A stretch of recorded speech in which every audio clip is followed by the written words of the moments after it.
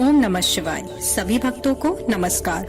आज हम इस वीडियो में आपको वर्ष के सबसे पवित्र माह सावन माह में 20 वर्ष बाद पड़ने वाला महायोग सोमवती अमावस्या के बारे में जानकारी देंगे। इस वीडियो में हम आपको सोमवती अमावस्या के बारे में बताएंगे, इसकी पूजा विधि, शुभ मुहूर्त, इस दिन व्रत करने से क्या फल मिलता है और इस व्रत की कथा एवं उसकी महिमा की जानकारी देंगे।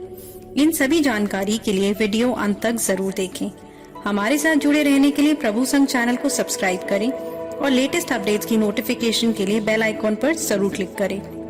तो आइए जानते हैं सोमवती अमावस्या के बारे में। सबसे पहले सोमवती अमावस्या कौन सी अमावस्या है? सोमवार को पड़ने वाली अमावस्या को सोमवती अमावस्या कहते हैं। यह वर्ष में लगभग 1 या 2 बार ही पड़ती है। इस अमावस्या का हिंदू धर्म में विशेष महत्व होता है। विवाहित स्त्रियों द्वारा इस दिन अपने पतियों की दीर्घ आयु कामना के लिए व्रत का विधान है। इस दिन मौन व्रत रहने से सहस्त्र गोदान का फल मिलता है। शास्त्रों में इसे अश्वत्थ प्रदक्षिणा व्रत की संज्ञा दी गई है। अश्वत्थ यानी पीपल वृक्ष की परिक्रमा। इस दिन विवाहित स्त्रियों द्वारा पीपल के वृक्ष की दूध, जल, पुष्प, अक्षत, चंदन आदि से पूजा करके और वृक्ष के चारों ओर 108 बार धागा लपेटकर परिक्रमा करने का विधान है। इस दिन पवित्र नदियों में स्नान करने का भी विशेष महत्व है। कहा जाता है कि महाभारत में भीष्म ने युधिष्ठिर को इस दिन का महत्व समझाते हुए कहा था कि इस दिन पवित्र नदियों में स्नान करने वाला मनुष्य समृद्ध, स्वस्थ, सभी दुखों से मुक्त होता है। ऐसा भी माना जाता है कि स्नान करने से पितरों की आत्माओं को शांति मिलती है। इस बार दशकों के बाद सावन के तीसरे सोमवार को विशेष मुहूर्त में 20 जुलाई 2020 को सोमवती अमावस्या पड़ रही है। इस अमावस्या को हरियाली अमावस्या भी कहते हैं। कहा जा रहा है कि 20 साल बाद इस श्रावण माह में ऐसा शुभ संयोग बन रहा है। सोमवती अमावस्या के दिन भगवान शिव, पार्वती, गणेश और कार्तिकेय की पूजा की जाती है। मान्यता है कि इस दिन पूजा एवं दान करने से अज्ञात तिथि पर स्वर्गलोकवासी हुए पूर्वजों को मुक्ति मिलती है। इस वर्ष सोमवती अमावस्या तिथि मुहूर्त 20 जुलाई मध्य रात्रि 12:10 बजे से शुरू होकर रात 11:02 बजे समाप्त होगा। सोमवती अमावस्या से संबंधित अनेक कथाएं प्रचलित हैं। परंपरा है कि सोमवती अमावस्या के दिन इन कथाओं को विधि पूर्वक सुनना और पढ़ना जाता है। एक साहूकार के 7 बेटे और 7 बहुएं, साथ में एक बेटी भी थी। साहूकार के घर रोज एक जोगी आता था जिसे साहूकार की बहू भिक्षा देती थी। उस जोगी को जब साहूकार की बेटी भिक्षा देने आती तब वह उसे भिक्षा नहीं लेता और कहता कि तेरे भाग में सुहाग नहीं दुहाग है। लड़की को जोगी की बात बहुत बुरी लगती और एक दिन वह अपनी माँ से रोते रोते जोगी की बात बताती है। सारी बात सुनकर माँ कहती है कि कल जब जोगी आएगा तब मैं सुनती हूँ कि वह क्या कहता है और क्यों कहता है।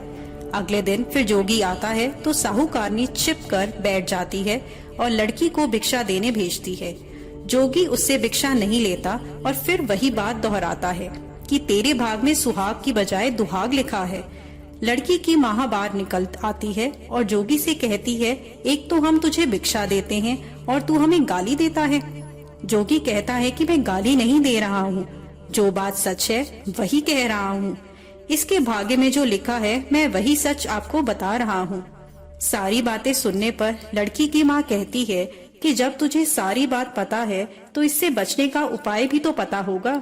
जोगी कहता है कि 7 समंदर पार एक धोबिन रहती है जिसका नाम सोना है। वह सोमवती अमावस्या का व्रत करती है। अगर वह आकर इसे फल दे दे तो इसका दुहाग टल जाएगा, अन्यथा विवाह के समय सर्प काटने से इसके पति की मृत्यु हो जाएगी। सारी बात सुनकर माँ रोने लगती है और सोना धोबिन की तलाश में निकल जाती है। चलते चलते रास्ते में तेज धूप पड़ रही थी, जिससे बचने के लिए वह एक पीपल के वृक्ष के नीचे बैठ गई। उसी वृक्ष पर एक गरुड़ के बच्चे अपने घोंसले में थे। एक सांप आया और गरुड़ के बच्चों को खाने के लिए लपका, लेकिन साहूकारनी ने उस सांप को मारकर बच्चों की रक्षा की। कुछ देर बाद गरुड़नी आई और जब सब जगह खून देखा तो साहूकारनी को चोंच मारने लगी। साहूकारनी बोली कि एक तो मैंने तेरे बच्चों को सांप से बचाया और तू मुझे ही मार रही है। सारी बातें जानने पर गरुड़नी बोली कि तूने मेरे बच्चों की रक्षा की है, इसलिए मांग जो मांगती है। साहूकारनी गरुड़नी से कहती है कि मुझे 7 समुंदर पार सोना धोबिन के यहाँ छोड़ दो, और गरुड़नी ने वैसा ही किया। साहूकारनी वहाँ पहुँच तो गई, लेकिन सोचने लगी कि इसे कैसे मनाऊं। सोना धोबिन की 7 बहुएं थीं, लेकिन घर के काम करने के लिए सदा आपस में लड़ती झगड़ती रहती थीं। रात को जब सब सो जाते थे तो साहूकारनी आती और चुपके से सारा काम कर उजाला होने से पहले चली जाती। सारी बहुएं भी आपस में यही सोचती कि कौन सी बहू ने सारा काम कर दिया है, लेकिन एक दूसरे से पूछने की हिम्मत किसी में भी नहीं थी। काम करने की बात सोना धोबिन ने भी देखी कि आजकल बहुएं लड़ती भी नहीं है और काम भी सारा हो जाता है। सोना धोबिन ने सारी बहुओं को बुलाया और पूछा कि आजकल तुम लड़ती भी नहीं हो और घर का सारा काम कौन करता है। बहुएं सास से झूठ कहती हैं कि लड़ाई करने से क्या फायदा, इसलिए हम मिलकर काम कर लेती हैं। सोना धोबिन को अपनी बहुओं की बात पर विश्वास नहीं होता और वह रात में जागकर वह स्वयं सच देखना चाहती है कि काम कौन करता है। रात होने पर सोना धोबिन छिपकर बैठ जाती है, देखो कौन सी बहू काम करती है। रात हुई तो वह देखती है कि एक औरत चुपके से घर में घुस रही है। वह देखती है कि उसने घर का सारा काम कर दिया और जाने की तैयारी में है। जैसे ही साहूकारनी जाने लगती है तो सोना धोबिन उसे रोकती है और पूछती है कि तुम कौन हो और क्या चाहती हो। साहूकारनी कहती है, पहले तुम वचन भरो तब बताऊंगी। वह वचन भरती है। तब साहूकारनी कहती है कि मेरी बेटी के भाग्य में दुहाग लिखा है, लेकिन तुम सोमवती अमावस्या करती हो तो मेरे साथ चलकर उसे सुहाग दे दो। सोना धोबिन वचन में बंधी थी तो वह साहूकारनी के साथ चलने को तैयार हो जाती है। जाते हुए सोना धोबिन अपने बेटे और बहुओं से कहती है कि मैं इस औरत के साथ इसकी बेटी को सुहाग देने जा रही हूँ, लेकिन अगर मेरे पीछे से तुम्हारे पिताजी मर जाएं तो उन्हें तेल के कूपे में डालकर रख देना। धोबिन साहूकारनी के घर पहुँचती है। साहूकारनी अपनी बेटी का विवाह करती है तो फेरों के समय सोना धोबिन कच्चा करवा, दूध और तार लेकर बैठ जाती है। कुछ समय बाद सांप आया और दूल्हे को डसने लगा तो सोना धोबिन ने करवा आगे कर तार से सांप को बांध दिया और सांप को मार दिया।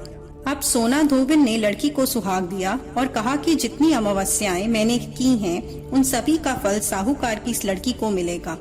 अब आगे जो अमावस्याएं मैं करूंगी उनका फल मेरे पति और बेटों को मिलेगा। सभी लोग सोमवती अमावस्या की जय जयकार करने लगते हैं। सोना धोबिन अपने घर वापस जाने को तैयार हुई तो साहूकारनी ने कहा कि तुमने मेरे जवाई को जीवन दान दिया है, इसलिए तुम जो चाहो मांग लो। सोना धोबिन बोली कि मुझे कुछ नहीं चाहिए और वह चली गई। रास्ते में चलते हुए फिर से सोमवती अमावस्या आ गई। उसने पीपल के पेड़ के नीचे बैठकर कहानी कही, व्रत रखा और पीपल के पेड़ की 108 बार परिक्रमा की। पीपल के पेड़ की पूजा के बाद वह घर जाती है तो देखती है कि उसका पति मरा पड़ा है। अब रास्ते में जो सोमवती अमावस्या उसने की थी उसके फल उसके पति को दिया गया, जिसके प्रभाव से वह पुनः जीवित हो गए। सब कहने लगे कि तूने ऐसा क्या किया जो तेरा पति जिंदा हो गया। वह कहती है कि मैंने तो ऐसा कुछ भी नहीं किया, बस रास्ते में सोमवती अमावस्या आ गई जिसका मैंने व्रत किया, कहानी कही और पीपल के वृक्ष की 108 बार परिक्रमा करी। अब सारी नगरी में ढिंडोरा पिटवा दिया गया कि हर कोई सोमवती अमावस्या करेगा, पूजा करेगा, व्रत रखेगा, कहानी कहेगा और पीपल के वृक्ष की 108 बार परिक्रमा करेगा। हे सोमवती अमावस्या, जैसे आपने साहूकार की बेटी का सुहाग दिया है वैसे ही सबका देना। कथा संपूर्ण। हमारी वीडियो को लाइक जरूर करें। इस वीडियो को अपने फ्रेंड्स और रिलेटिव्स के साथ जरूर शेयर करें और इस पावन माह की जानकारी औरों को देने का पुण्य कमाएं। कमेंट बॉक्स में ओम नमः शिवाय जरूर लिखें। सावन माह की और वीडियोस के लिए हमारे चैनल के साथ जुड़े रहें।